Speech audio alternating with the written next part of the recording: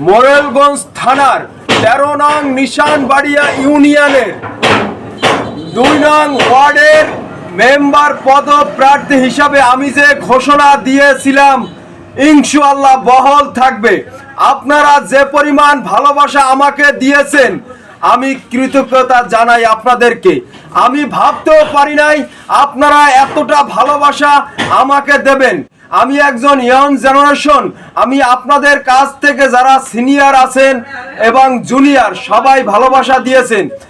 অবশ্যই আগামী ইউপি নির্বাচনে মেম্বারি পদপ্রার্থী হিসাবে আমি নুরুজ্জামান আপনাদের পাশে আছি, ইনশাআল্লাহ পাশে থাকবো, কথা দিলাম। আর আপনারা যদি আমাকে আপনার মূল্যবান ভোটটি দিয়ে জয়যুক্ত করেন আমি আশা দিলাম এবং ইস্তেহার রাখলাম আমি আপনাদেরকে আপনাদের যেটা পাওয়া অবশ্যই আপনাদেরকে পৌঁছিয়ে দেব। আমি এ নিয়ে কোনো 2 নাম্বারই করব না। আর আপনারা যদি আমাকে সাপোর্ট দেন আমি আরো মন থেকে আনন্দ পাবো এবং উৎসাহ পাবো।